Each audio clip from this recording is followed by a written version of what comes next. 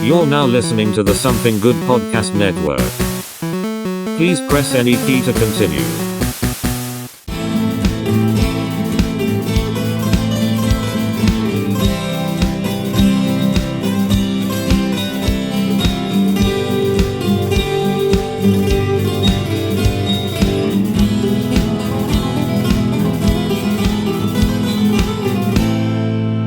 Hello, folks. Welcome back to another episode of History We Forgot. I almost said Cryptic Conspiracy Cult. This is Morrison with Christy Phillips. That's right, folks. We are back in the saddle again. We took a little hiatus. We all had our little work days kind of crash into each other. Then we had our Star Wars argument. Check that out. Yes. Check out that. Check out our concurrent episode on conspiracies of assassinations in the 60s. If you loved our episodes about assassinations, check out that one. Yep. That was real fun for us to record. But this one we're getting back in this, like I said, back in the saddle again. We're going to go after World War II, the real nitty gritty. Yep.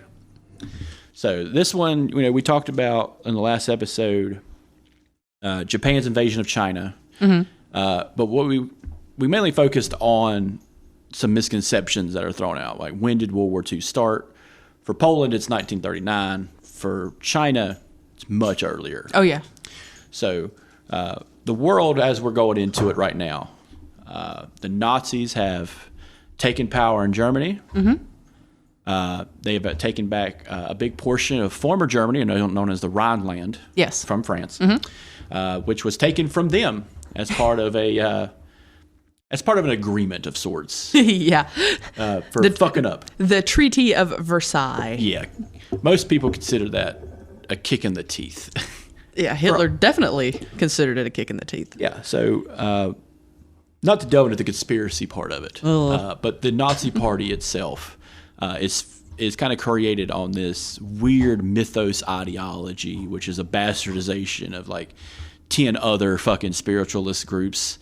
The Thule Society, for one, India's or Hindu system of caste systems. They jokingly say that, I hear it jokingly said that Aryan is a Hindu word. It is not. Aryan is a made-up word by a woman named Helena Blavatsky, mm-hmm. who is also a nut job. Yes. But that's a whole new podcast episode. Absolutely. On Cryptid Conspiracy Cult. Yes. But on this history one, this is the one where everybody pays attention in history class, I think. Mm-hmm. Growing up, every time we cover this, whether it be English class, which is very heavily covered in English class as well, mm-hmm. But it also delves into, the crux of the Holocaust as well, yes. which is a more deeper dive. We're going to go over it a little bit here today, but we will be doing a series later on in the show about the Holocaust and how it's really taught in schools, mm-hmm. And especially in North Carolina, and the importance of it here. Mm-hmm. But yeah, going into World War II, when was the first time you were in school? What grade were you, if you can remember, where you started learning about World War II other than, maybe like a family kind of setting? For some reason, I think it was probably like maybe middle school.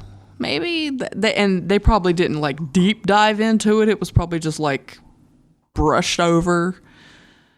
As far as like, kids always want to learn about the wars because you always want to learn about the tanks and the big guns and all this kind of thing. You always want to learn about that stuff, and that holds true even now because I'm teaching high schoolers, and that's all they want.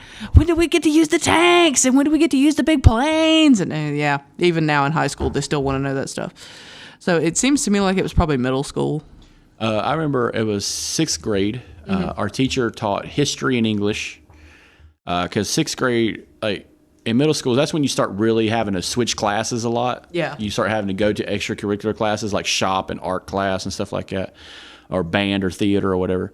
So our history teacher was our English teacher. And I've spoken about her before. She was a fantastic teacher. Her name was Miss Farr.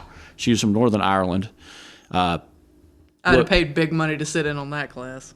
Oh, I couldn't tell if she hated me or loved me. Like, she was like, Chris, what the fuck are you saying?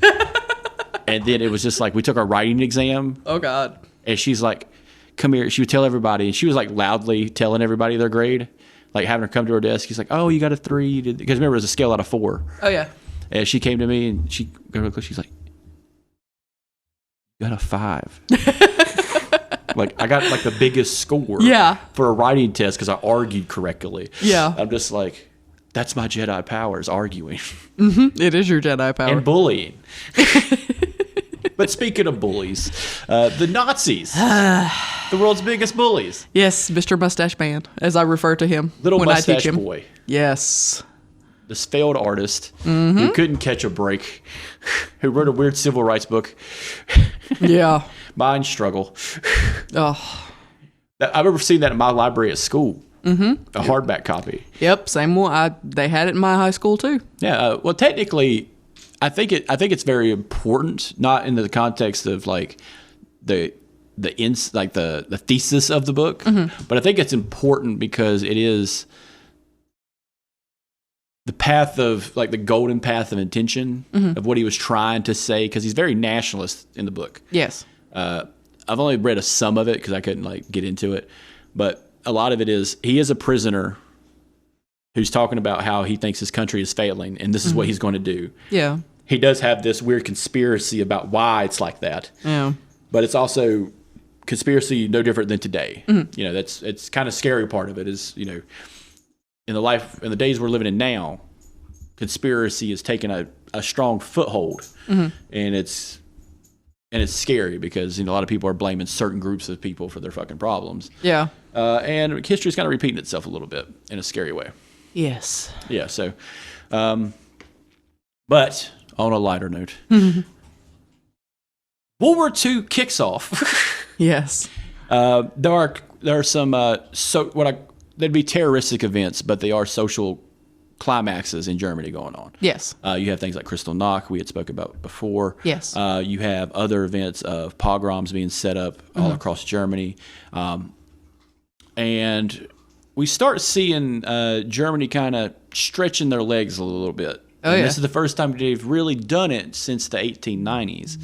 Is they're reaching out and touching people like Germany becoming a country unto itself by invading France is one thing, but when they get decimated in World War I and come out of that horrible economic recession, by the way, that's going on everywhere. Yes. A worldwide depression is going on. Yeah. Everybody's struggling. No one knows what money's worth in this country. Yeah. At the People time. are burning money so that they can stay warm. In Germany especially. Yep. Inflation. Inflation is just when the money loses all value. And they're burning Deutschmarks and francs and like by the truckload they're burning money to stay warm. Yeah.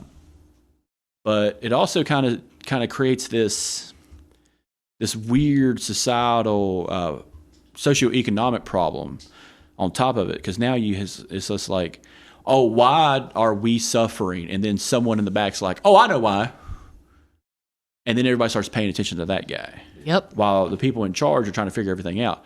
This is where those little voices start coming out into the big way. It happened here in the United States during our Depression. We, though, as a country, because we're so large, and I think that's another misconception people don't like. Kids today will never understand, I don't think, especially kids who weren't well traveled. Like, I drove 5 minutes to get here, but I also drive 40 minutes south to go to Charlotte. You tell that to somebody in Europe, they drive 45 minutes. They're in another goddamn country. Yeah. So like it's a weird kind of geography plays a big part of it, because some people suffering in a city is not the same people suffering in the Kansas Dust Bowl. you know, during this time, and you know this is a big part. This is the Depression is one of the biggest factors of us in World War II. Yes. It gets us out of the Depression. A war gets us out of debt to ourselves. But it's also one of the main reasons why we insist on not going up until the last possible minute. Yeah. So America at the time is dealing with this laissez-faire politics of we sent our boys to war in World War One. Yes. They came back maimed, If they came back at all. dead, horrifically scarred. They see kind of the first examples of mutilation. Before this, it was always, the glory of war. Yes. This weird cotillion version of war where everything's prim and proper. But no, this was nitty gritty. This is stabbing guys with bayonets. This is guys getting chemical attacked, barbed wire, fucking animals, just all kinds of things. And we also lose a big chunk of people who would be our tradesmen. So now we have a job shortage of skilled laborers, which, is a bad mark toward a depression. That makes it worse. Yeah. Another thing for the United States is bad business practices. No regulation. Free regulation businesses. There's no one in charge of where your money goes. You could put it in a bank, but the bank would be like, "Oh, we lost it. Sorry." But there's no stopgap like we have now, like the FDIC. But we had to create those later on because the government had to actually step in and protect the consumer. But another part of this is Germany's way of getting out of it was nationalism. Yeah. But not just political nationalism, where it's, we're number one, there's no one better than us, everyone is lesser than us. They do take a lot of American tactics, though. Yes. Adolf Hitler at the time does respect the United States and how they run things. But there's also a consensus between the United States and Germany about a few topics. One of those is eugenics. Yes. For those who don't know, who didn't listen to the last episode, eugenics is the idea of good genes against bad genes. And the idea that you can breed them out or selectively remove them. Yeah. Another one is the Kennedys. Yes. America's family. Camelot. Oy vey. Every time I hear something bad happen to them, I'm like, it's justified because of Joe Kennedy. What a piece of shit. But with those, you have other major figures in the United States who also share these same beliefs with Charles Lindbergh, another big American figure. Also, Henry Ford. A lot of these guys say and do bad shit, but they are also pillars of American excellence. Yeah. Which is, is kind of wild. But I think that's the thing about America is, like, as bad as they are, they do shape the world of America.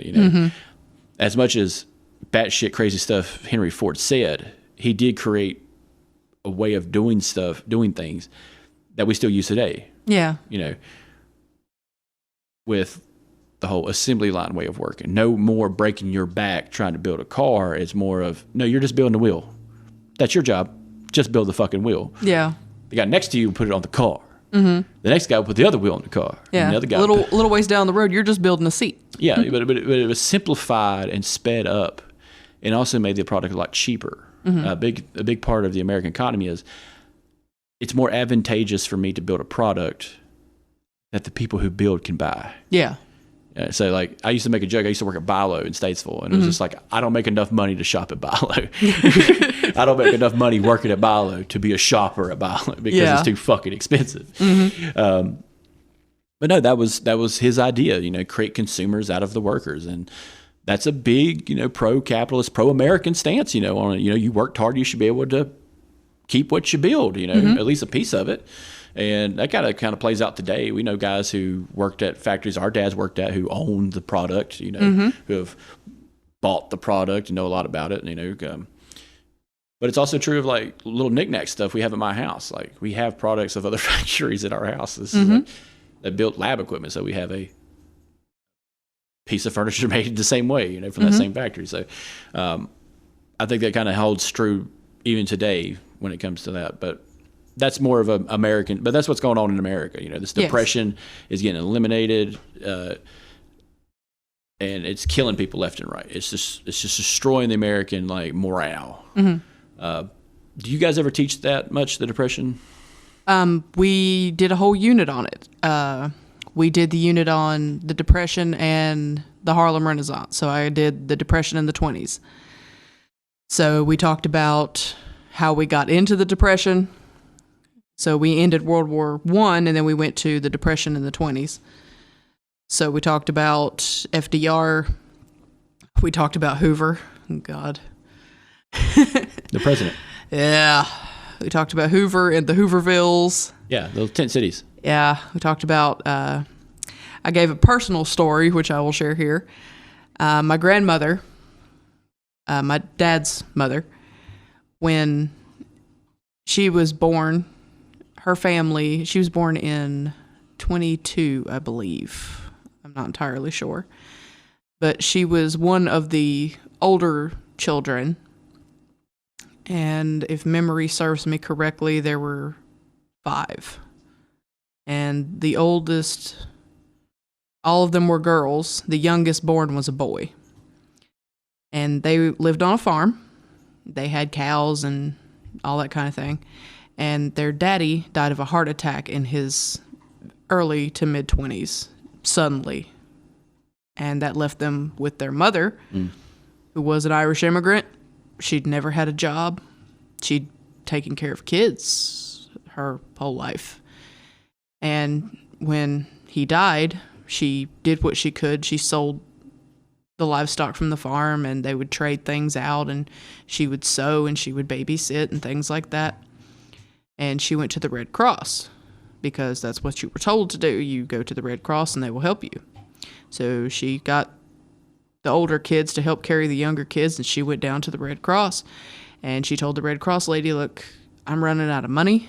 We're running out of food. They're going to come and take this house back that's not mine anyway. And I'm going to lose the farm, and I'm going to lose everything. Help me. And per what the government told her to say, the Red Cross lady said, according to President Hoover, pull yourself up by your bootstraps. Yeah. And what a dumb fucking saying. Yes. And Meemaw left there, and she said, the least the lady could have done was give us a bag of potatoes. I mean, something would have been better than some nice words. So from that day on, every time they would call the house to ask Wheezy, my grandmother, donations for the Red Cross for anything. Didn't matter what they called for. If they called to donate blood, they called to donate money. Wheezy would say, you tell them I said to pull themselves up by their bootstraps, and she'd hang up the phone. She did that for the rest of her life until the last time she could answer the phone. Yeah, the Red Cross is a very finicky business because it is a business. Yes. Keep in mind, it's much like the Goodwill. It relies on donations, which is a very bad way of doing business. But I give blood sometimes, so it don't really matter. But I have that 1 in a million blood, so I gotta donate. Yeah. It'd be rude if I didn't. Yes. But going into the Depression, you have Herbert Hoover. Keep in mind, we had a president named Herbert. Yep. Fun fact about Herbert Hoover, I will say this. He had a game called Hoover Ball. Really? Do you know what Hoover Ball is? No. It's like volleyball. Do you know what a medicine ball is? Yes. You ever picked up a medicine ball? I got hit in the arm with one. You know how much a medicine ball weighs? Not right off the top of my head, but I know that if you throw It's it heavy from as- a good distance and hit somebody in the arm, they'll think they broke it. Yeah. He played volleyball with a medicine ball. Like a 15-pound ball. Playing volleyball with the motherfucker. That just goes to show you how intelligent he was. How fucking strong he fucking was. I'll say that. I wouldn't Well, want to maybe fight he this- could pull himself up by his bootstraps. I think he could pull a dead man up by his boot. I just picture him as like one of those weird motivational speakers that teach like Taibo. Yes. Pick yourself up. Pick yourself up. God damn it. You pick yourself up by your bootstraps, and you pick yourself up by your bootstraps. But with Herbert Hoover, it kind of paves the way for someone like FDR to come in. Yes. Who is not in the beginning, but going into it was on a reformist kick. Hey, we've tried this with Calvin Coolidge. Yep. We tried this with Hoover. It's not working out. I'm going to try my best to get it done. Yeah.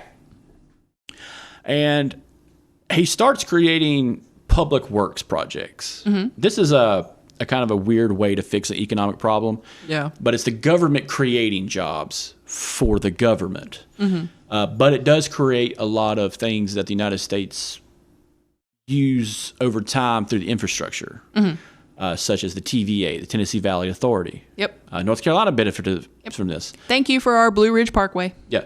But also Oak Ridge, nuclear power plants. That'll come into play later. This is a tool we can use later. But this is kind of like a preamble to what America is going to use to build themselves up to fight other motherfuckers. But Japan takes that same belief. They build a whole fucking military. But in other countries that are in the Depression realize, oh shit, we can build a military up and build up the economy very quickly. Yep. Because it's a short-term answer. Because Germany decides to do this. But Germany has a little bit of a one-up on us. Engineering. Yep. God damn, the Germans are good.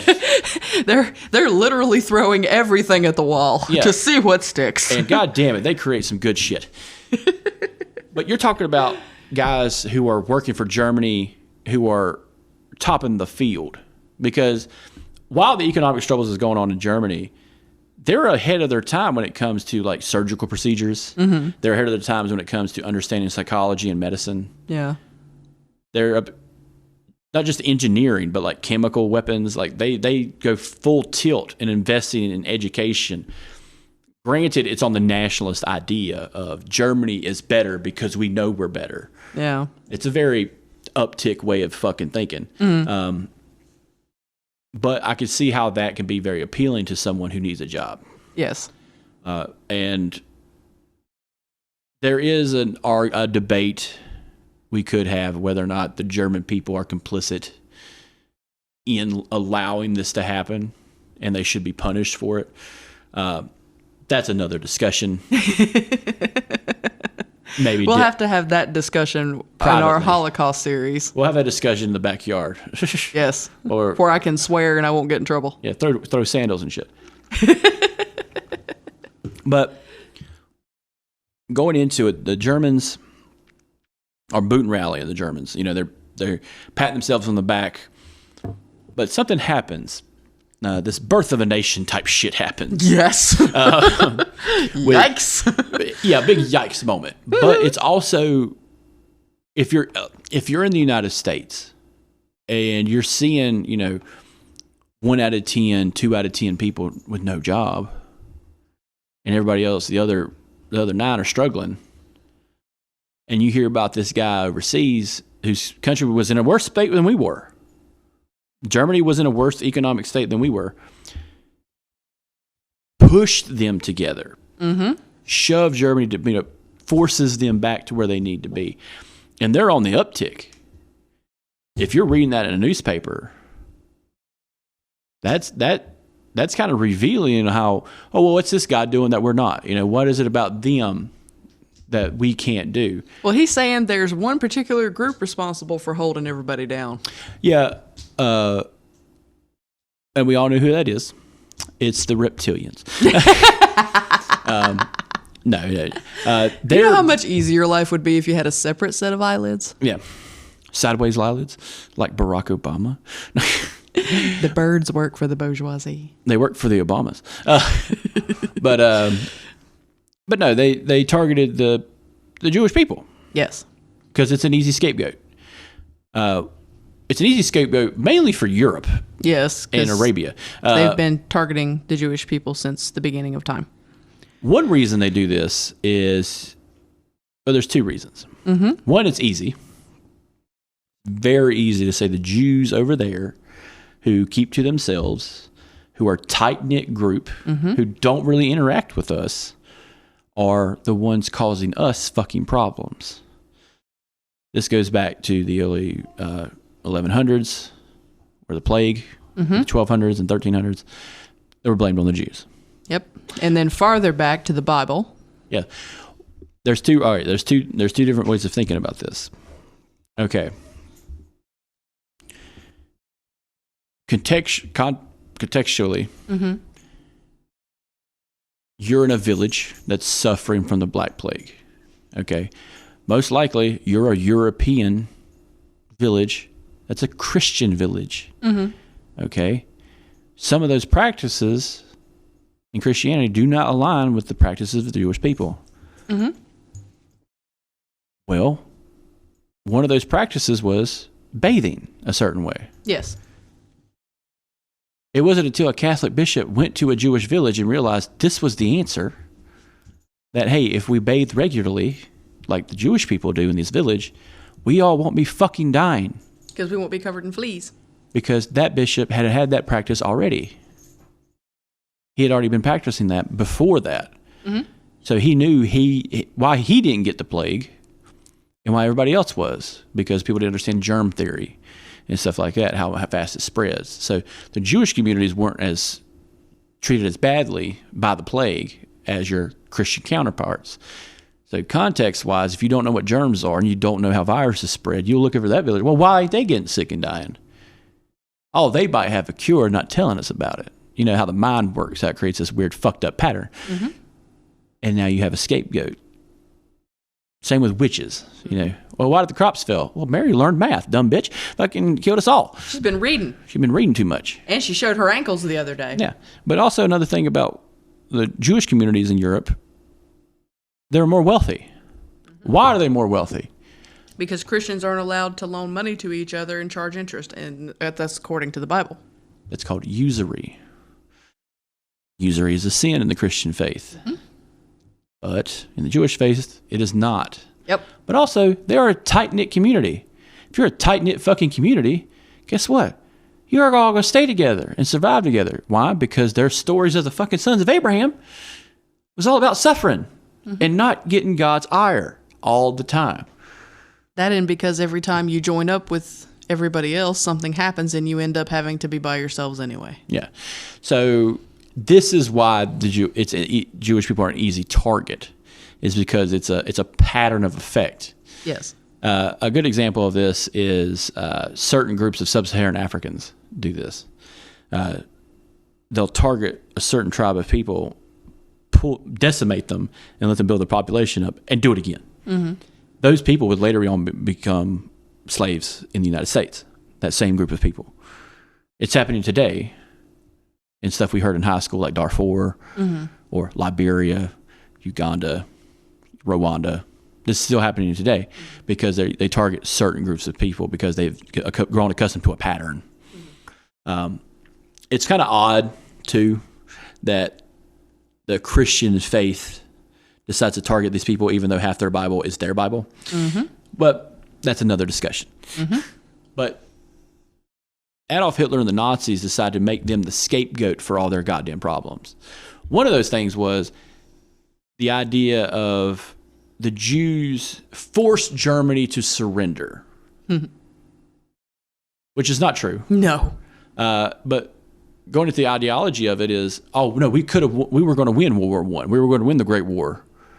We were winning, and no, the fuck they weren't. No, not even close. They were getting their shit rocked. Absolutely. Every fucking day because someone invented a tank on the French side of the line and started running over motherfuckers and murdering them in droves. Absolutely. And America may or may not have been using certain kinds of weapons that were brand fucking new at the tail end of it. Your favorite, the shotgun. The pump shotgun. Come on, boy. Like, it's a goddamn turkey shoot. Yep. What's turkey in German? Do you know? Not right off the top of my head. Scheiße. No, that's not it. Nine. But I need to watch Inglourious Bastards again. oh, it's such a classic. Instant classic. Every time I see a picture of Hitler, that actor doing that is what I imagine. 9. But Germany decides to take this nationalist ideology and their eugenics policy, and they try to mix this idea of mysticism and science together to prove an ideology, which if you try to use the ideology in science, it fails every fucking time. Yep. Russia does this after World War II in Ukraine and Latvia when they start starving motherfuckers off and committing genocide because they said the communist way of farming is the best way of farming.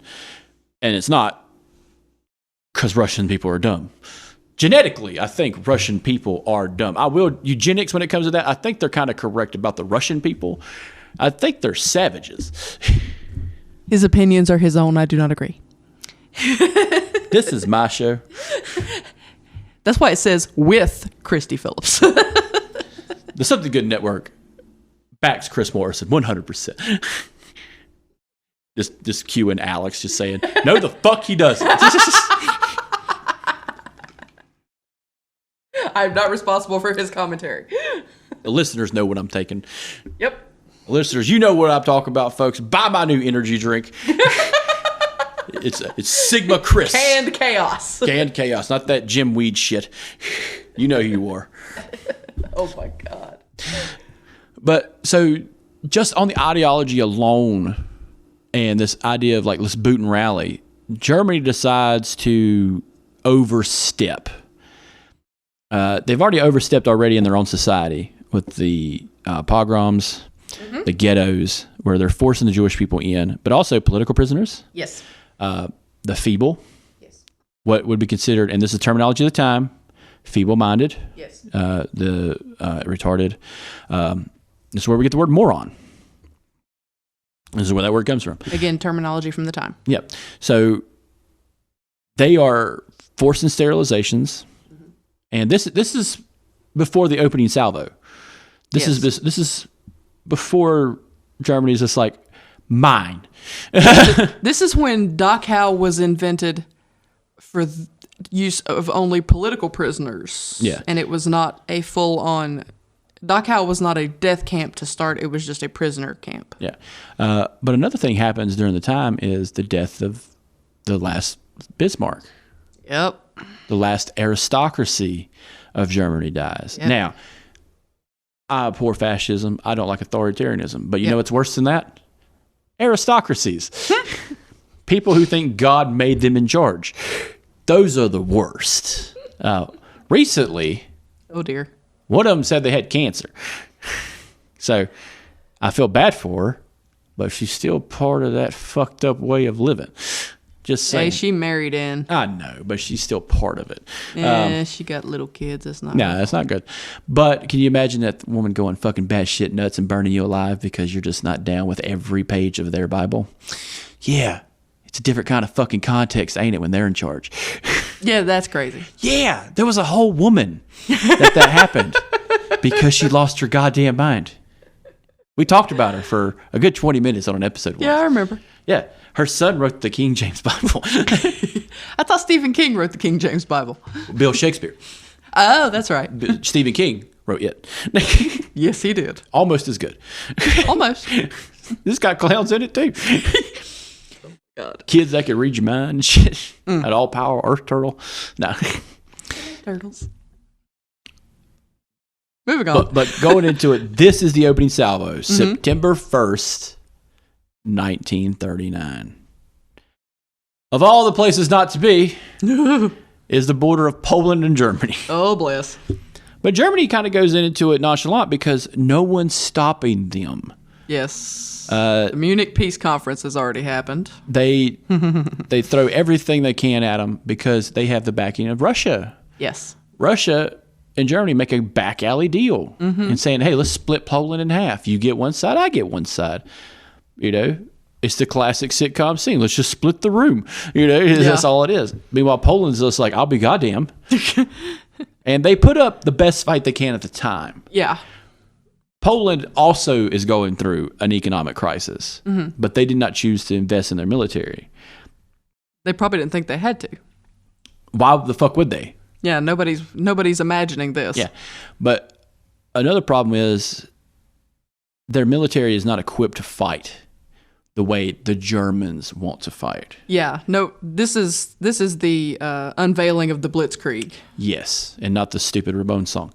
No, the Blitzkrieg is a full-on assault. Yes. Air, land, and coastline attacks. And the bombs are louder. They have more powder, so the flash is bigger. Yeah, it's pomp and circumstance. Absolutely. And if you really want to show fear in someone, that's the way to do it. Let's show you how big we can make it. And Germany and Russia are all about big. Always. We got to be the biggest, baddest motherfucker on the block. Yeah. But it's also in context, history-wise, they kind of have to be because they got their shit kicked in for centuries. Yup. Because they weren't the biggest, baddest motherfucker in the room. Yeah, and Hitler's bound and determined that rule is going to last for over 1,000 years. A whole Reich, if you will. Yeah, his Reich is going to last for over 1,000 years and all this garbage. But it's the Third Reich. Yeah. Not the first or second. Those already came and went. You know who the first and second Reich were? Kaiser Wilhelm. Nope. Nope. The First Reich was the Roman Empire. Ah. The Second Reich was the Holy Roman Empire of Charlemagne. And he was going to be the Third Reich. Hey, I'm supposed to be an American history teacher. Oh, yeah. Well, so that's fine. That's fine. I admit when I am mistaken, and I was. You took a German class. I bet you they taught you all kinds of funny words. Like get in line, shut the fuck up, no Jews. Hurry up is my favorite. Schnell! Schnell. Just hear the guy from Jersey yell that at a German is a fucking hilarious. Schnell, brother. Schnell. When I teach it to the kids with the southern accent, that's even more funny. Schnell. Snail. Schnell. Not snail. Not snail. Not like you saw a snail in the garden. Schnell. Well, hearing any language in a different accent, it's fucking hilarious. Oh, yes, absolutely. I think Spanish speaking by an Australian is the most hilarious thing I've ever heard. Oh, my God, I bet that is amazing. No trabajo. No me gusta. It's fucking hilarious. It's like hearing British people say squirrel. They can't even say bottle of water. I don't trust them. That's why they lost so many. That's why they lost, because they can't say simple fucking shit. But anyway, so Germany and Russia kind of have an issue right after this. Russia decides to overstep. Or if you're in Russia, Germany decided to overstep. Yup. To really know the truth, you had to be there. But the Polish people didn't want to fucking be there. Nope. But they get decimated almost immediately. Poland lasts for an alarming 3 days. That's all it took. Hey, considering what they had to fight against with what they had to fight with, Yeah. I think they did a good job for 3 days. So when this happens, this is only the first domino to fall. Right after this, not long after, is Czechoslovakia, Yep. Austria-Hungary, some of your Baltic states. The Rhineland has already been fully taken back. That wasn't even a take. That was just a walk in and say hey to the cousins. But that was also an appeasement. Yes. Which is the most disgusting thing. I hate that word. Yeah, appeasement. It's like, oh, I gave this guy money so he wouldn't beat my ass, but he still beat my ass just a little. Yeah. Yeah. So this is the problem I have with France. France before this were an ass-kicking motherfucker, you know. They were battle-hardened motherfuckers who fought Britain and fought Russia and Italy. These guys were tougher than nails 30 fucking years ago. But then all of a sudden, they lost their goddamn balls at some point.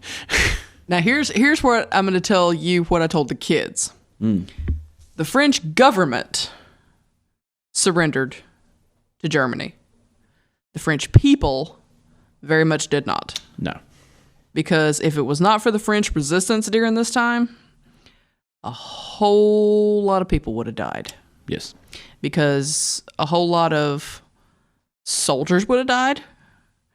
And definitely a lot more individuals that survived the Holocaust would have died. Yeah. The resistance part of it, the French resistance is probably the most important espionage group ever to be formed in the modern age. Yes. For this, I would put the French, as far as size and I can't think of a word for it, but lasting the longest, I would put the French resistance up there, number one, followed up by the Warsaw Ghetto Uprising. Yeah. That'd be my two. Yeah. The French resistance is a very elaborate story. Yes. A lot of key figures get killed. A lot of people stand up and take those spots. One person I don't like when we talk about history is Charles de Gaulle. And it's this idea that he had some kind of say when the army just faltered. He didn't. Because there's this, we'll get to it later on, but like there's this conversation he has with Eisenhower when Eisenhower's elected as the supreme Allied commander. And de Gaulle's like, no, I don't think. And Eisenhower basically You're right. You don't think because I didn't give you. Did I give you the order to fucking think, motherfucker? Did anyone pull your chain today? No. That's it. It's just that. No. I want to need you to shut the fuck up. I'm gonna need you to walk that back, son. Yeah, maybe you shut the fuck up. How's that? So Germany has now started the war in Europe. Yes. Britain has decided to call the aid of Poland to a point. Yeah. They are now booting rallying. RAF is the biggest part of this. Yes. As Britain decides to call some of its forces back home. Here's the problem. Britain being the empire that it was at this time, because it was still an empire, Oh, yeah. have another goddamn problem. Their armies are all over the fucking place. Oh. And they don't have the fucking internet. So They can't tweet out. but they're like phone calls especially, you know. Yeah. They're not they can't call their special forces guys, you know, their elite guys in India. Because they're a little too busy beating the dog shit out of fucking Gandhi. Yeah, but that's going on at the same time. Yeah. Actually, there's a telegram that Gandhi sends Adolf Hitler. Have you heard about this? Oh, man. It's the biggest, like, bro letter I've ever fucking read in history. Oh, my God. Like, the history context is Gandhi to Hitler. It's a telegram saying, hey, chill. Fucking chill. Yeah. All right? You're going nuts. And it's a weird fucking telegram. Because it's not like Adolf Hitler didn't just not speak to anybody. He was very open. He had open lines of communications with everyone. Yeah, That's the misconception people have about the Nazis is like they never talked to anyone. They just started doing shit. No. Yeah. They talked to everybody. the FDR got on the radio and said to Hitler that he must cease and desist. He cannot take over any more countries. Yeah. And he sent a list of countries he's not allowed to invade anymore. And Hitler got up before whatever it looked like the House of Representatives, the way it was set up anyway. And he got up and he said, American President Franklin Roosevelt has sent me a cease and desist letter. And he says, I'm not allowed to invade any of these following countries. And it's basically like Hitler holding up double middle fingers.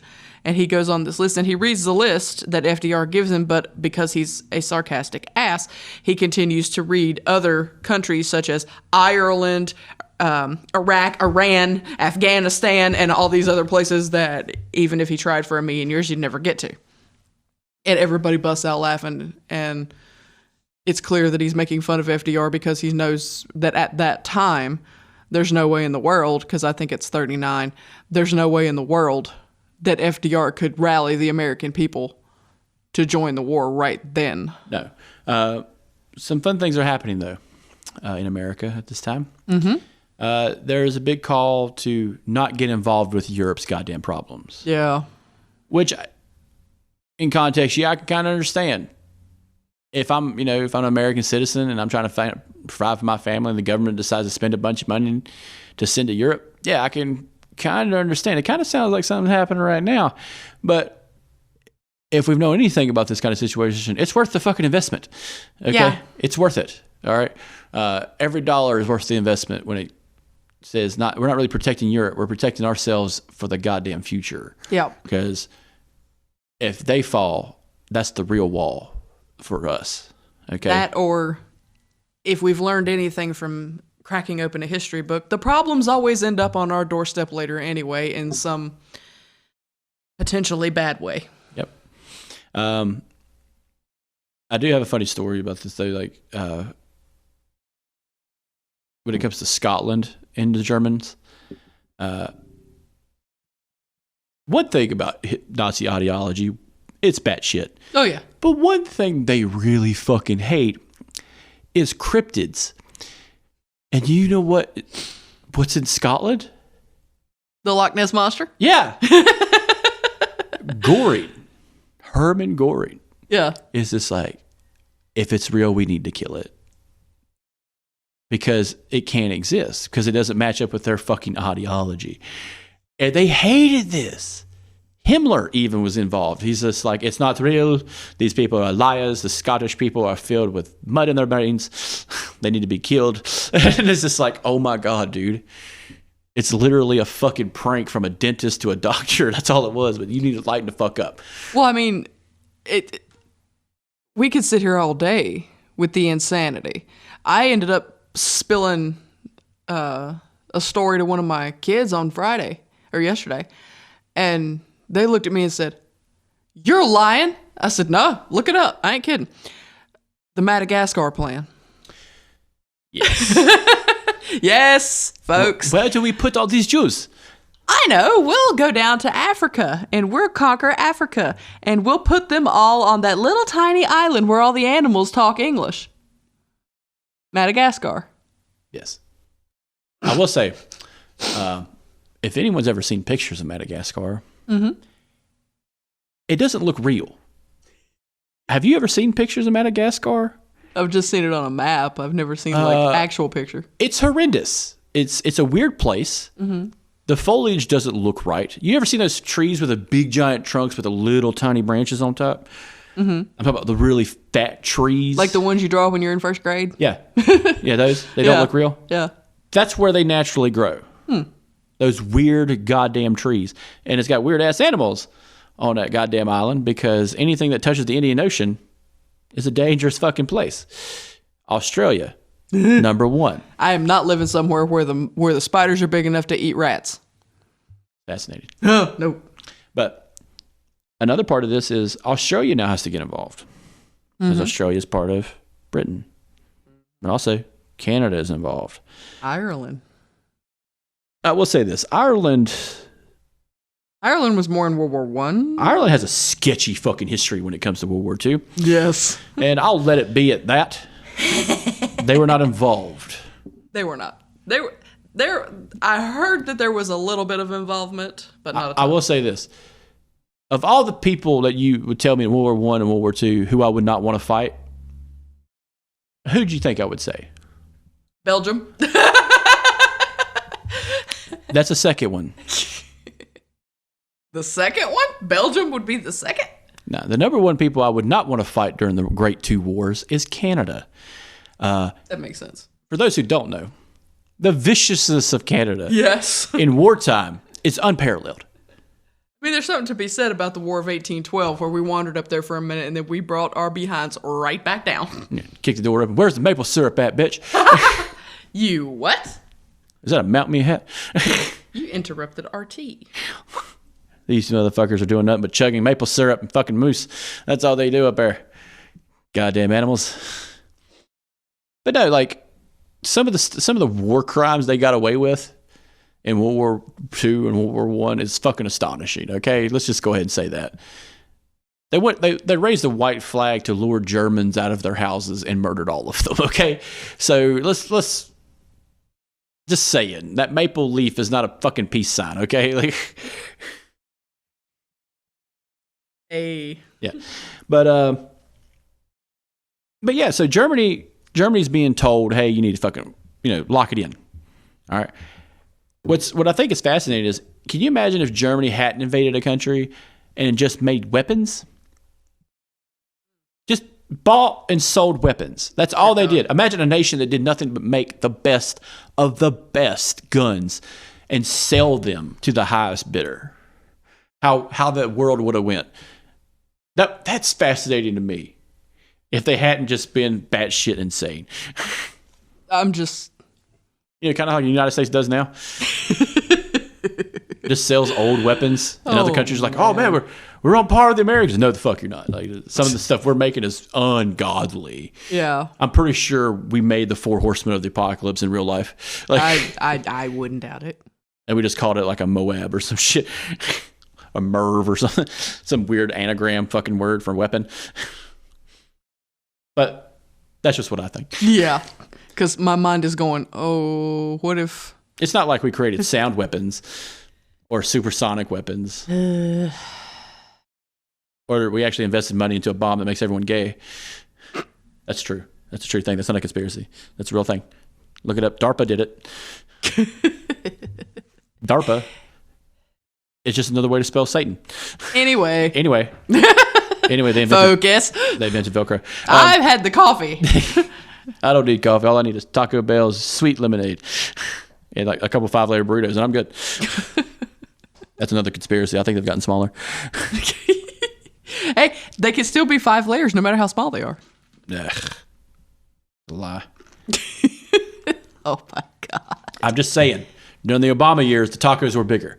Okay? I think he wants a sponsorship, Taco Bell. I'm just saying. You know where I'm at. But so another little group we've not talked about yet is on the uptick. Another little fascist man going around. Mussolini. Hey, non-mustache man. Non-mustache man. I don't think he could grow one. Probably not. He's too evil. Yeah. That's what Hitler did. He's so evil, his mustache just left. Yes. And he just forced that patch to stay there. Just held it on there the whole time. But no, Mussolini runs a hardcore right-wing fascist organization that takes charge of Italy. And they become the next big thing in Europe. Yes. But they're on a small scale because the Italian government had faltered when he took over. It wasn't a clean sweep. It was just they failed at what their job was. Anytime you hear about a government faltering, it's just bad shit as bad shit can get. All right. It's no different from when like a new group takes over. You know, there's a lot of chaos going on. No one really knows who's in charge. This happened in Chile with Pinochet. This happened when Noriega got took out in Central America. So like this happens, and it can create a lot of chaos in a small space. And Italy is a perfect example. Yeah. Well, Italy decides to take the German route and starts invading places. One of those is Greece. Why? I don't know. Because there's another group on the other side of Greece that exists called the Ottoman fucking Empire. And they're still rambling. All right. They're still kicking. And what gets me is the Ottoman Empire, that's one of those things in world history you kind of skip over when the teacher's talking about it. It's like, oh my God, this sounds fucking dumb. A bunch of whole empire named after leg rests. It's disgusting. Over a footstool? Over a footstool, yeah. Just footstools everywhere, as far as the eye could see. Just sweaty Persian guys selling rugs and footstools. But they have a sordid history with Europe because they've been around for so long. Yeah. This is the former Persian Empire. This is before the lines in the sand were drawn by the French and English to tell you who's who in that country, in that area. Yeah. So Arabia, known as Saudi Arabia now, is just that, Arabia. Yeah. Jerusalem is still Jerusalem. The Lebanon is called the Lebanon. The people in charge of Saudi Arabia is called the Kingdom. Iraq and Iran exist on a sordid history. Egypt has always been its own since World War I. So, like, your Arabian states don't get fully vested until Greece gets invaded. Okay. While this is going on, China has already lost to Japan. Yes. Japan has fully taken over their main ports in all of China. And this is where Australia kind of is like, do we have to deal with Japan now? Because that's a big fucking problem because they're right there. Yeah. Well, now we find out that the Italian government, Adolf Hitler and the Nazi government, and Hirohito and the Imperial Rising Sun Empire are now joining hands. Yeah. This will be the new world order. Yeah. That's the Axis powers. Yeah, it's kind of like wrestling, ain't it? That's how I set it up with the kids. Oh, yeah, I got you, Japan. I'm going to get you in the squared circle tonight, brother. And so America decides to pick sides in a way. One is... we start sending money. Oh, we start sending money to Britain because Britain would be the first guard online. They're their longest ally in the area. France is faltering. And then France falls. Yep. And you get that famous picture of Adolf Hitler in front of the Eiffel Tower. Insisting on running the Nazi flag up the pole himself.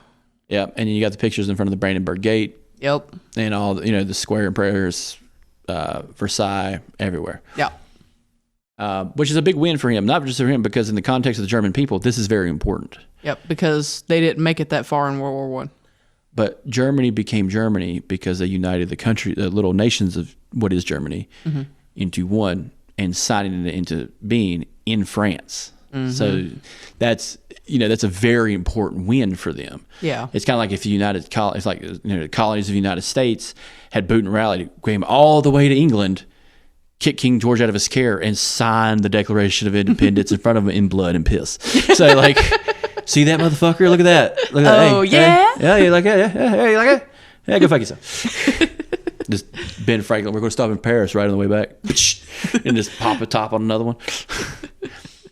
But with this, the United States is still faltering. Yeah. Old spaghetti legs ain't doing it. I mean, he ain't fixing it. Not fast enough. And I've talked about this before with the cryptic conspiracy cult. I'm just like, there was at least one guy in the United States who was like, do you guys think the president can't walk? And it's like, shut up, Ted. What the fuck you? You've been drinking your own shit. It's like, God damn, dude. But no, guys, hear me out. Have you seen him stand? Shut the fuck up, Ted. It's just that conversation. And then you find out he's in a wheelchair the whole time. And it's like, I told you all. I told you. You didn't believe me. It reminds me of Jack Sparrow from the first movie. There'll be no living with him after this. It's all fucking true. That's the first conspiracy. FDR's legs didn't work. Turned out to be true. But where was I? Oh, yeah, where was I? Spaghetti legs. Yeah. All right. So around this time, we're past 1939. Europe is the mainland of Europe is kind of fallen. Yes. The Axis powers decide to delve even further. This is where you get stories of Australia being attacked. You get stories of more massacres in China. Korean civilians are being enslaved by the Japanese. Unit 731 is being set up by the Japanese for scientific experimentation. Concentration camps are popping up all over Europe. Yep. The people who were able to get out while the getting was good are telling Americans, hey, this is what's happening. Jewish Americans are hearing this, acknowledging it, but aren't able to get the word out. Like, people aren't listening because it's not their goddamn problem. Yep. Which I can understand to a point. But when it's your neighbor telling you, hey, people like me are getting knocked the fuck out and taken in the middle of the fucking night, my ears are going to perk up a little bit. Yeah. Then it becomes everybody's problem. Yeah. There's a reason, America has to go into situations, as bad as that sounds.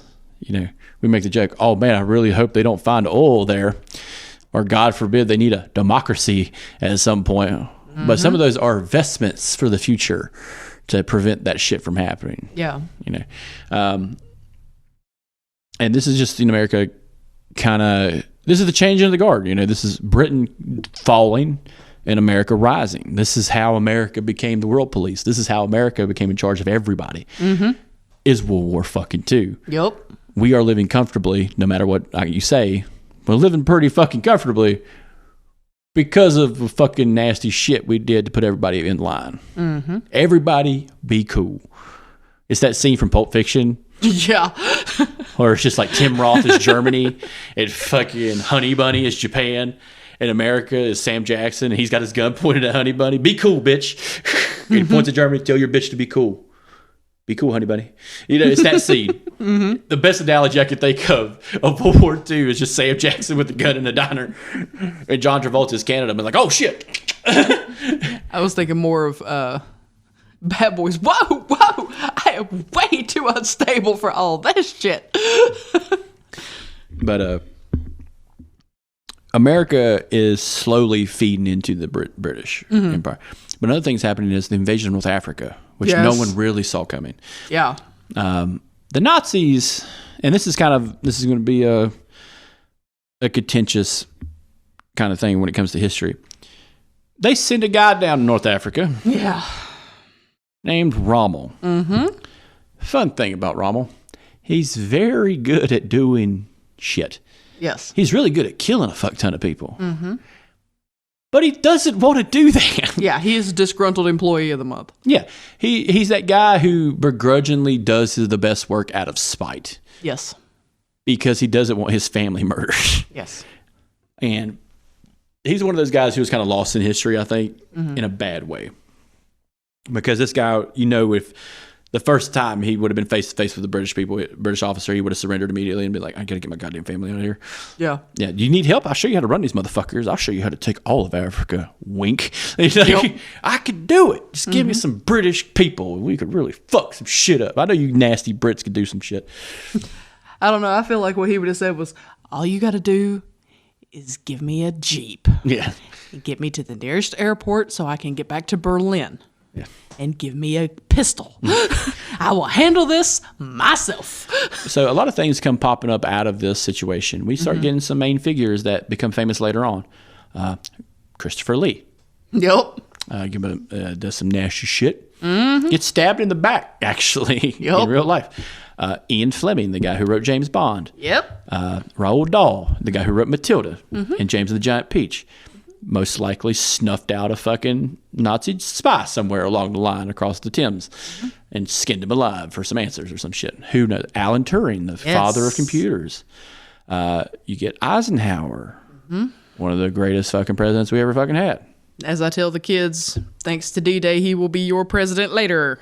Yeah. But we also get other big figures. You get people on the more evil side. Hirohito himself, Hideki Tojo. You start getting a little bit more famous character, the Kennedys, even. One of the first acts of the curse against those mix is Easy. is Joe Kennedy Jr. goes to Britain, becomes a pilot, and helps them, and is shot down, most likely for friendly fire. That's actually the truth about that. Yeah. But he dies in a plane accident. Eunice Kennedy dies in a plane accident around that time. But that's because Joe Kennedy Sr. was the ambassador to fucking England for the United States.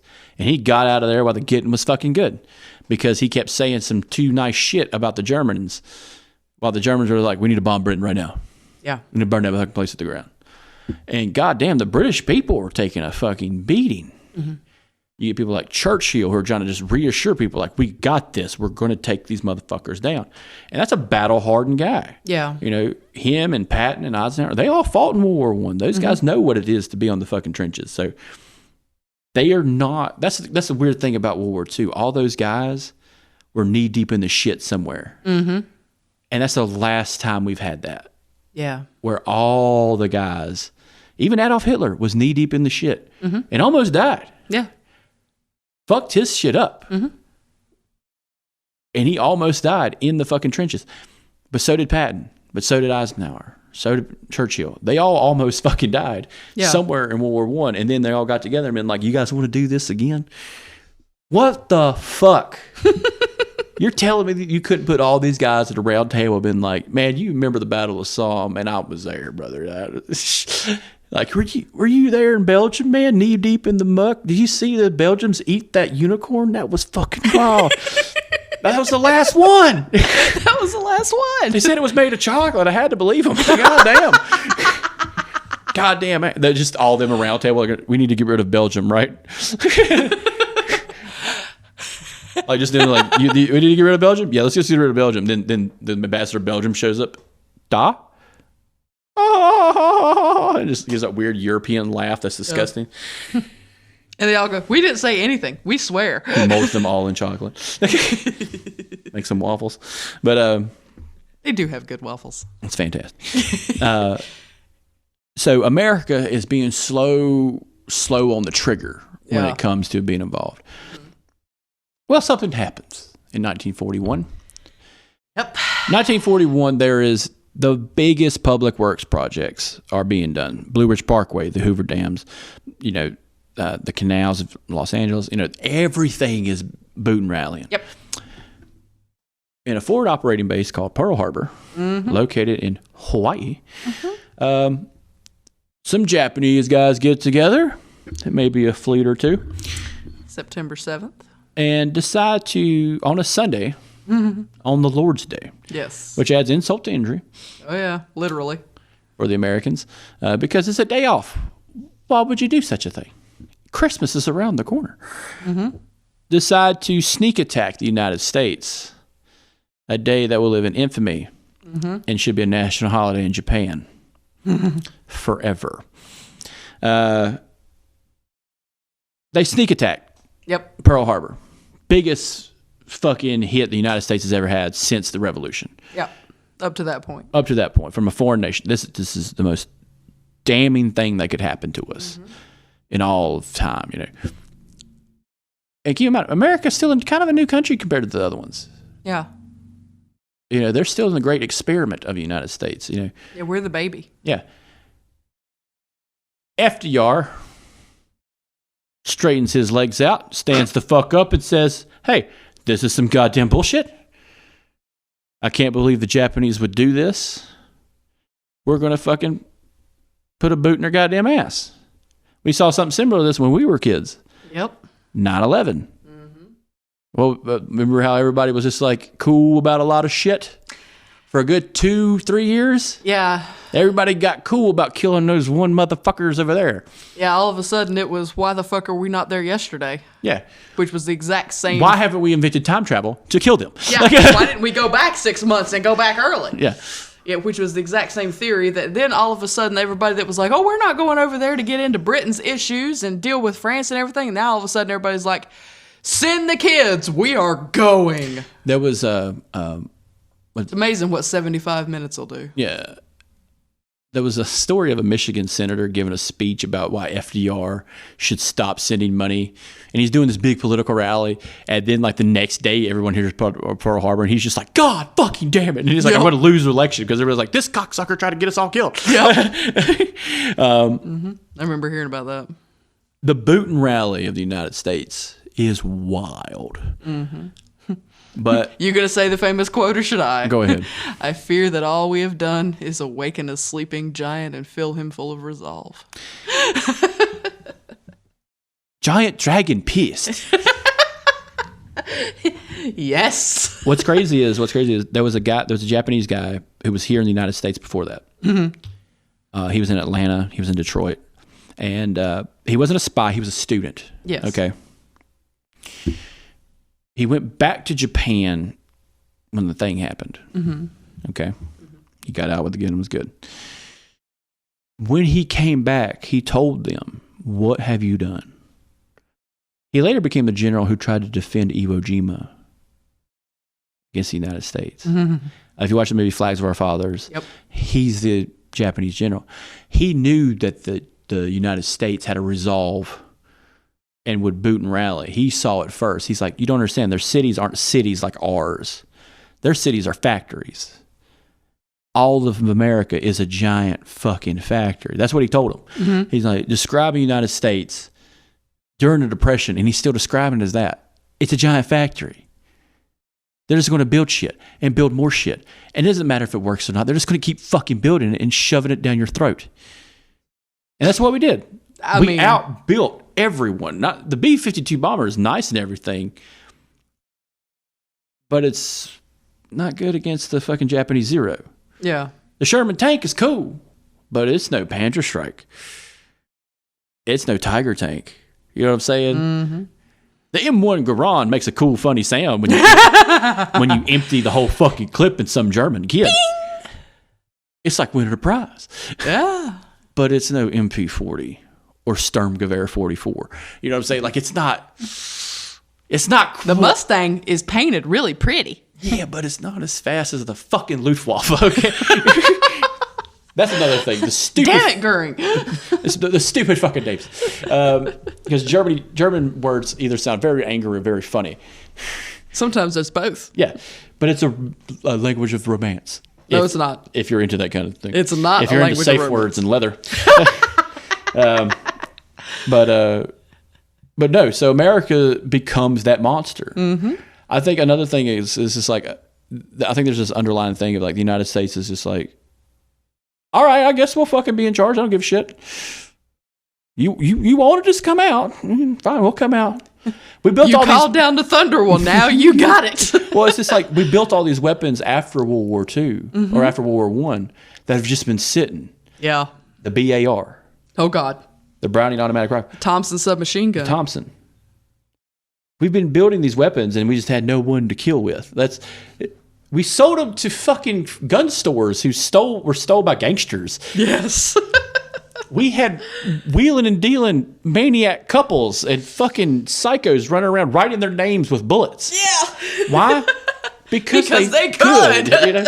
We had to arm our police with military grade weapons to kill a couple. Just a couple. Pretty Boy Floyd, he got shot with a good old fashioned hunting rifle.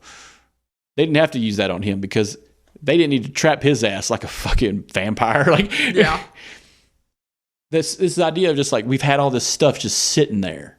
Oh, that shotgun, that pump shotgun they invented during World War One to clear trenches. Guess what? They made a new version of it, and it's really fucking cool. It's automatic now, and it fits in your goddamn rucksack. Mm-hmm. But another thing is the paratroopers. Yes. Another wild-eyed invention. You know, just like. Oh, we've used parachutes before, but not like dropping 2,000 motherfuckers behind the enemy lines, kind of tested. What would be more scary than taking the beach? How about 2,000 motherfuckers behind you landing the night before? And we'll give it a fun name called Market Garden. Fuck it, why not? Or we could put some mannequins in them. Yeah. Or some dead bodies. Oh, yeah, Operation Midspeed. Fucking hilarious. Hey, where are they going to land? We found this dead body. It's over here. They're going to land here. We know it. We know it's going to happen. The kids are all looking at me when I'm explaining all these, and they're going, "You're lying." I said, "Look it up." Oh, the truth is stranger than fiction, friend. You think horror movies are fucking psycho? World War II tactics are fucking psycho. I said, "How about inflatable tanks?" They looked at me. I said, "Look it up." Look it up. It works. It works. Inflatable tanks are a thing. But another part of this, going into it, as we go in, we decided to go against Germany. Yeah. We don't go after Japan first. Not immediately. Well, we don't go after Japan because our fleet's decimated. Yeah. Our fleet's gone. All right. That has to be rebuild. It has to be rebuilt. But with that being said, We got a couple which we're currently building. There was one we were building at the time, which is named after our state. yeah, the USS North Carolina. Yep, it was in New York. Building this goddamn boat for a bunch of hicks. Mm-hmm. But another big time factory that kind of sprung up was in Alabama. Alabama produced a lot of weapons, more than anybody, a lot of ships on par with New York. So you got your Gulf states involved. You got your New Yorkers involved. And, well, how do you keep everything on the up and up? Well, maybe the United States hires a couple of mobsters to make sure no German-speaking kraut enters the goddamn United States from the ocean. Maybe they rough up some German immigrants here and there just to make sure everybody's on the up and up. Just saying. Maybe it could be handy. Maybe these first and second generation German motherfuckers might keep in line and maybe stop speaking German out loud. My enemy of my enemy is my friend. And fuck him later. That's how that works. I mean, But on the black marks of history of the United States, I can't help but mention our internment camp situation. This is a nasty mark on history for the United States. yes, very. So, as a strategy to defend the United States even further, the United States decided to round up Japanese families. However, the people they put in charge of this don't know the difference between certain people. And so, it's not just Japanese families. It's Koreans, Chinese, Southeast Asian, all packed together in camps. Yes. Now, we did not do as Germany did and murder all of them. But what we did is disparaging nonetheless. Absolutely. That's the lightest word I could use. Yes. It was horrific for a lot of people. Very. They lost property. They lost rights. This is how fast the government can turn on its people. These were Americans through and through. just like those Irish motherfuckers who came over here in the 1800s, or those British assholes that came before them, or those pesky Europeans before them. Those batshit pilgrims, or those evil Spanish fucks before them. Whoever came over here, bunch of assholes. But you know what you are after that? You're an American, goddammit. One through and through. So the internment camp situation kind of comes to a head in 1944. After the Battle of Midway, Midway was what, 45? Or 44? Yeah. So after the Battle of Midway, the internment camp situation starts getting a little bit hectic. Yes. Because there's a push to put more people in there. The government decides not to do that immediately. They decide to wait. But as long as they waited, there was a kind of a security issue going on down south of the internment camps in a place called Los Alamos. So Los Alamos is where we create the nuclear bomb, which we'll talk about in our next episode, the ending of World War II. But it's a security issue. To put context on it, the United States did feel that anyone that is Japanese origin may be telling their family overseas about special things happening here. Yes. Whether it be kind of small, loose lip sink ships kind of situation, you know? Yeah.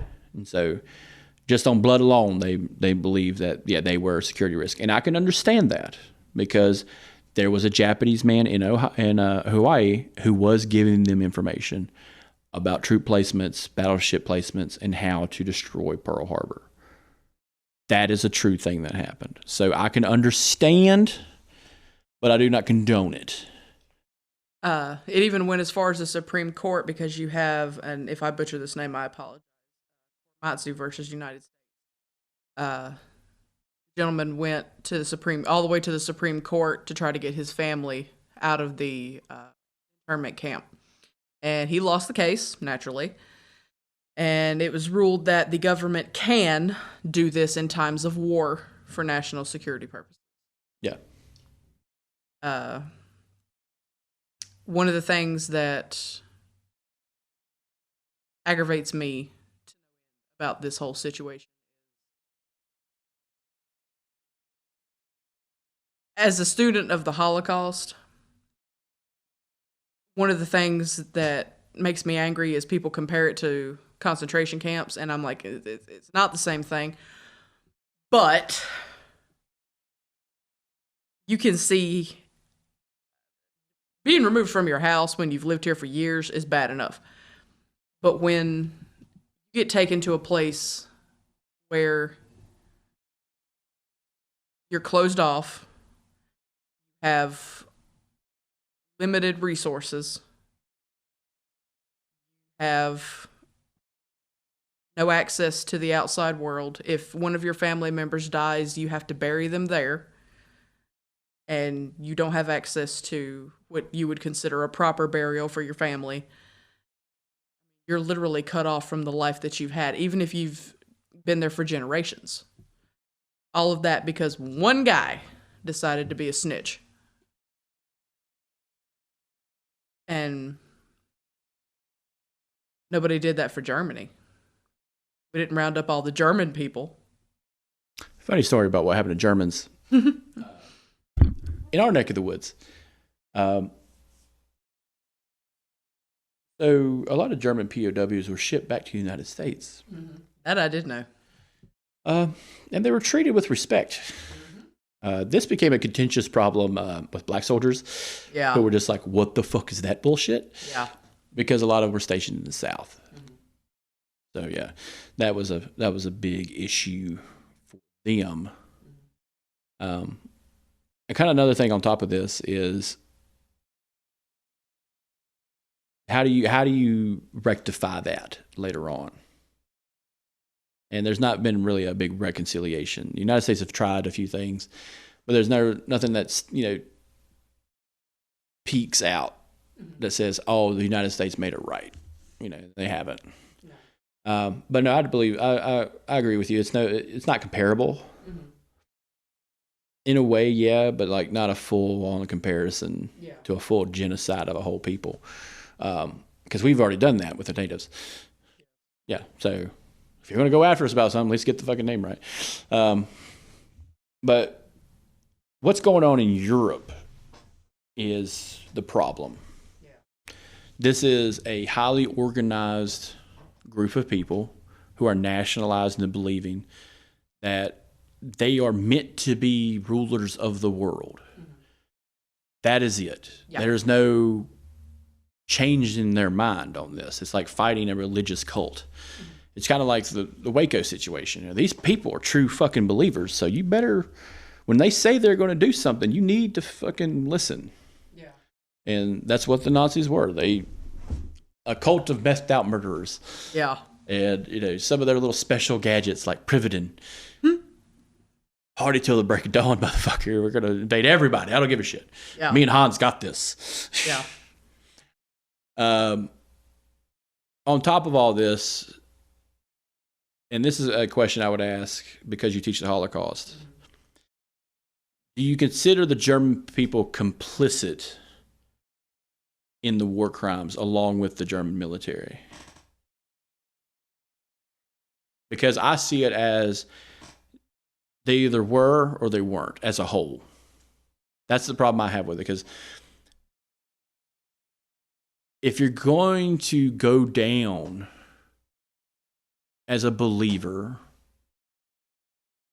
then you must acknowledge what they did. Because that's the problem I had with a lot of Germans after World War II.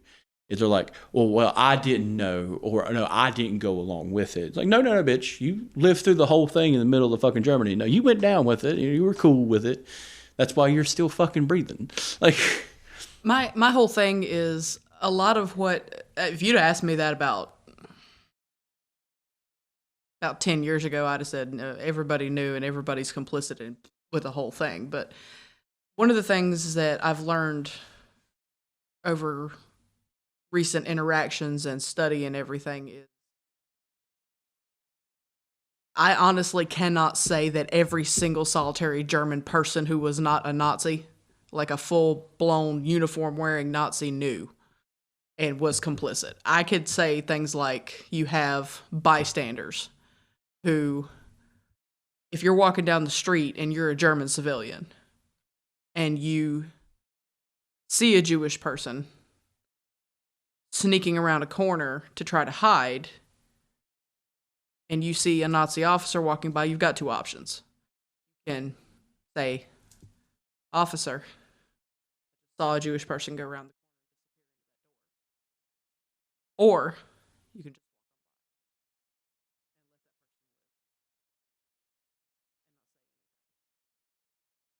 so now if you snitch, you're complicit, you're a problem.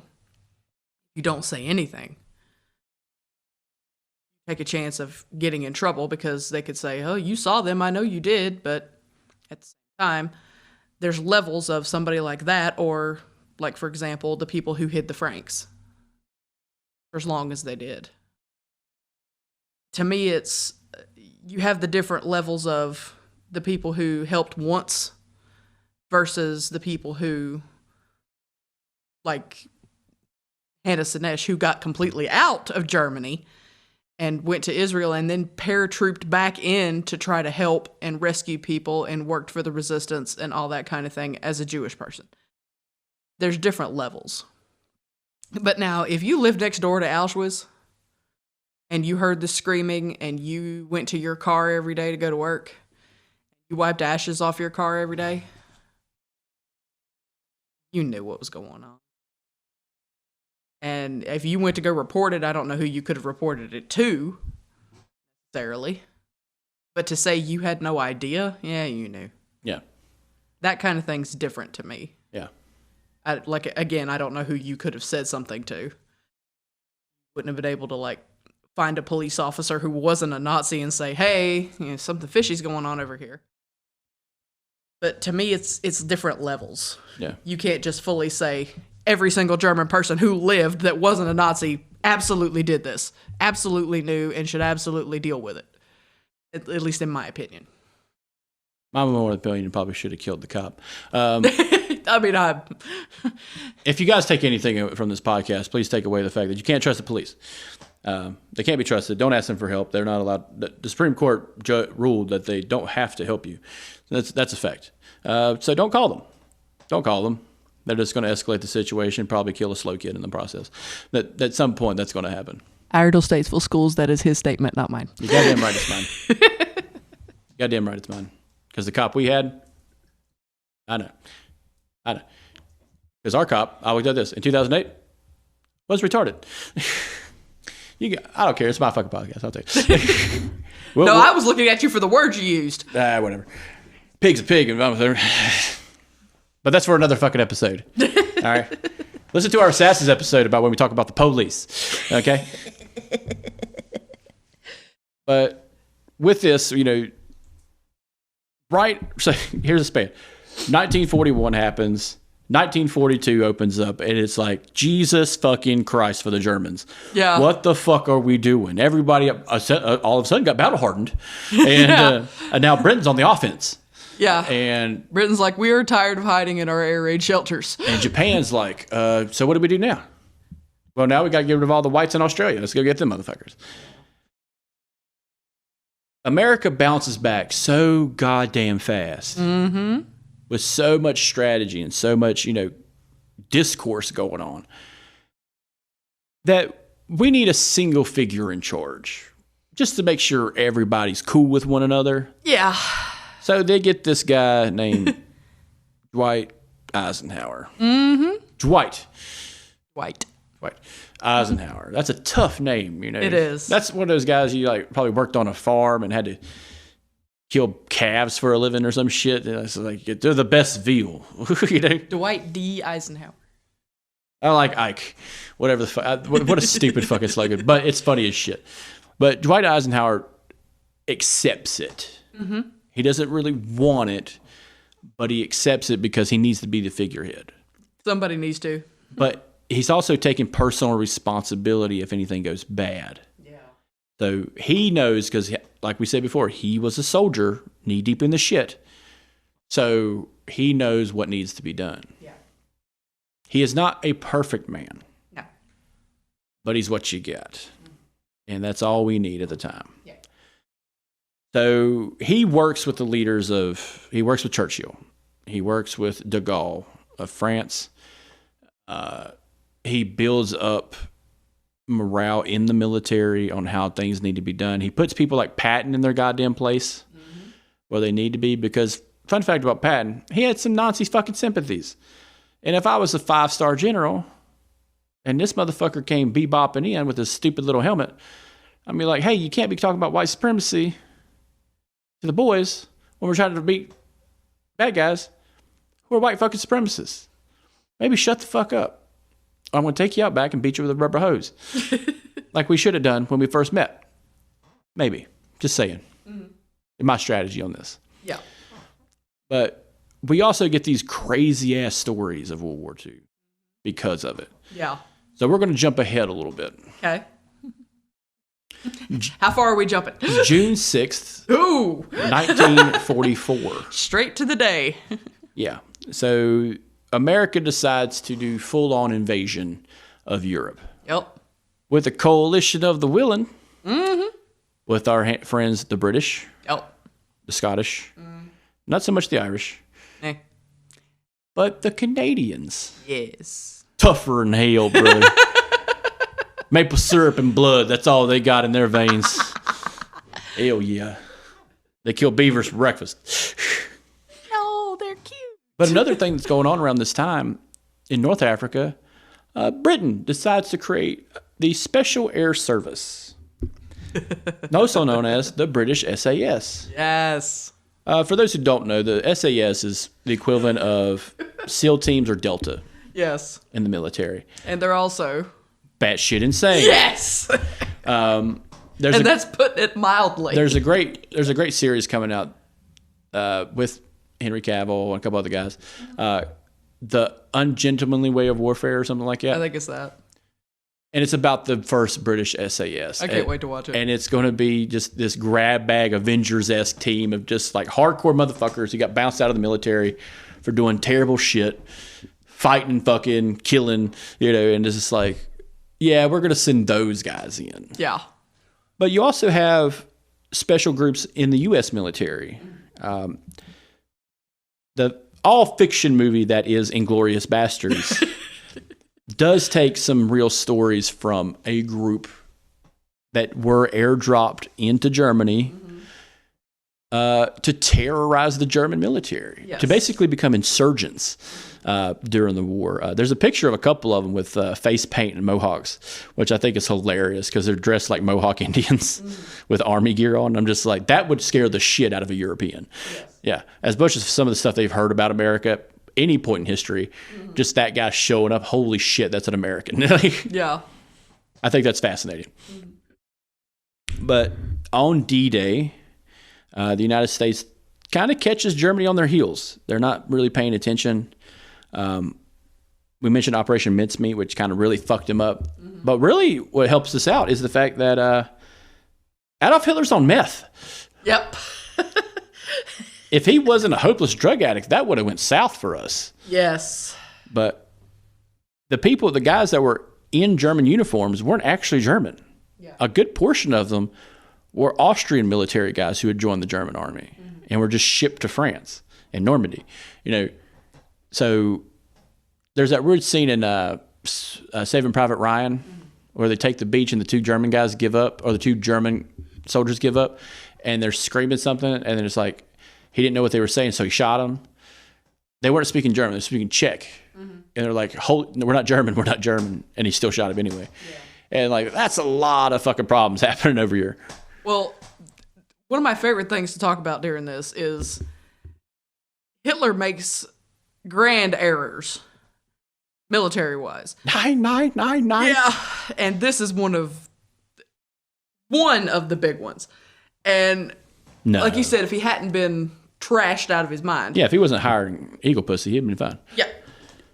And he woke up that day and decided, for some reason, he was high-ranking military and smarter than his generals, which was stupid. And he goes, I have decided that we're going to go over here where Patton is. Patton is the head of the American army. We're going over here where Patton is. They all tell him, stupid. We're not going over there. Patton's over here, and that doesn't make any sense because it looks like a bunch of ships and stuff over here in this cove. It would make more sense if we went over there. He goes, no, I'm in charge. I run things. We're going over here where Patton is. I go, okay, you run things. We're still going to put a couple people over here in this cove just in case, because there's ships over there. But we'll send the main army where Patton is. Fuck it, why not? I'd have paid big money if there'd have been somebody. Probably Goring. Goring would have been one of them to do it. To walk back in there and go, so, Patton's the head of the American army, huh? Not even close.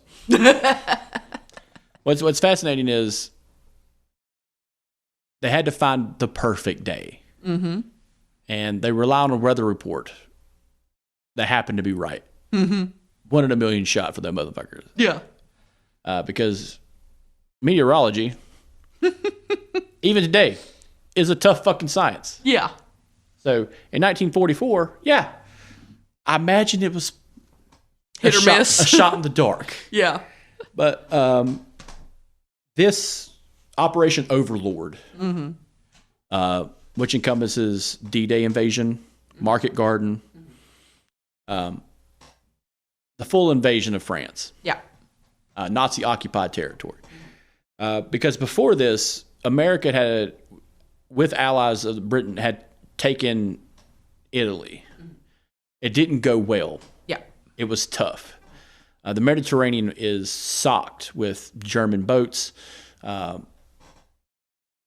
fascist-friendly Italian armies, I forget what the Italian army was called. They had a special word for them. But who cares? They're dead. But you had I always said Italian army. I don't know. You had guys, going into Greece, fighting Nazis who were actually in Greece. It's like you have these crazy fucking guys all over. It's totally believable you can meet a soldier who fought in Normandy and another soldier who fought in Greece and North Africa all at the same time. So, they're everywhere. It's a world war. That's kind of the scary thing about it when you start saying that word much. But before we end this episode, one last thing that happens is the United States starts taking the islands, Pacific. This is the nitty gritty battles. Yes. As much as battle hardened as Europe was, there was more support. Yes. Okay, the Navy and the Army full tilt in Europe. Had boats that were hunting U-boats, German U-boats, top tier technology of the time. You had British intelligence guys, Alan Turing, breaking the Enigma code. You had so much effort in Europe. Our main guys, the world is watching Europe, but the U.S. Marines are having to fight the fucking Japanese. And the Navy's doing the convoy system. Yeah, so for those who don't know, there's this thing called propaganda. It's fun as fuck. It's like creating your own mythos. Yes. Like Marilyn Manson sucking his own dick or something. It's batshit insane. That's not true, but it sounds true. Yes. One of those is how the Japanese describe the Americans. Giant white people who are cannibals. My favorite piece of propaganda. As a giant white of American descent, I will say this is hilarious. Because we never told them it wasn't true. At no point did the United States for 2 years say that wasn't true. After the bombs dropped. And this carried on into another conflict called the Korean War, where we still didn't tell them that. Because North Korea also believes that same shit. That the American military is giant whites who eat children. Who steal them out of their mother's arms and eat them. I think it's fascinating. But that's just me. I think it's sad. It is sad. But Jesus Christ, does it work? Yeah. Apparently it does. Yeah. Because they're fucking terrified of us in North Korea still. There was a woman who escaped, and she was worried about when she escaped to South Korea that Americans were waiting to eat her if she didn't know English. But she gambled and won. Like, if I give her that, she gambled and won. But that's some wild shit. They use a tether system at the border. Did you know that? Where they hook arms and like meet at the border, and they make sure like the guy at the end is not snatched and grabbed by the tall American. They meet at the border every day. It's weird. It's this weird hook arm system, and they're like, if he touches him, he's tainted. It's fucking fascinating because they think the guy's going to eat him, and has the right to eat him when he crosses the border. Cannibalism is fun when you talk about it in this context. Not like Jeffrey Dahmer or Ed Gein, but like this is funny. Well, not Ed Gein. Ed Gein didn't eat living people. I digress. Never thought you was talking about Dahmer on a W2 podcast, though. I'm never prepared for what we talk about in anything. keep it on your fucking toes. Always. Let me tell you how soccer is really played in Arizona County. I'm glad you did. Yeah. But yeah, so we're fighting on two fronts at maximum between 1942 to 1945. Now, technically, it'll be 3 in a little bit. Yeah. So before we end this episode, this is kind of where we're at. The American Army and Navy are embedded in Europe to the French borders. Up to 1944 to 45, they make it past the Black Forest of the Ardennes.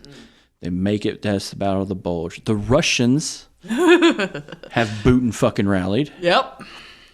and taken back large amount of territory because their way of fighting is numbers. Yes. Flood the system with numbers. Yes.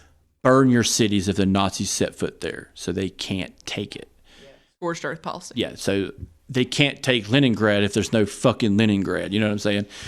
Yeah. So that's their policy. But and they also had partisans in the Eastern European countries. A great movie that's terrible and sad called Come and See is about partisans. A little boy joins the partisans and his life is horrifically ruined while fighting Nazis. And Japan is boot and rallying their people. They have taken the Tiananmen Islands, the islands of Iwo Jima, Midway. They are ready to fight. And up to 1944, they were on the winning side. And they were kicking ass because Russia couldn't help us fight Japan. So we're relying on the Australians to help us in Queensland. We use forward operating bases, and we start taking islands one by one. Yep. And this is how Japan falls, which we'll discuss next on our next episode. Yep. Well, with that, guys, we're going to conclude our episode. Christy, thanks for coming back. We're back in the saddle again, folks. Of course, always. We hope you enjoy this episode. We got to change the batteries in the recorder. It's dying on me. Goddamn. No! Thanks for listening, guys. Check out all the episodes on the Super the Good Network. We have a great Star Wars argument on the Couch Potatoes. Alex with the Something Good For You. Check out all the other shows. Couch Potatoes, Cryptic Conspiracy Cult's got a new episode that dropped right before this one. Please check them all out. Hope to hear from you again in the Discord. Have a great one. Bye. You've been listening to the Something Good Network. If you liked what you heard, you can follow us on Instagram and check out the other great shows on the network. Link is in the episode description.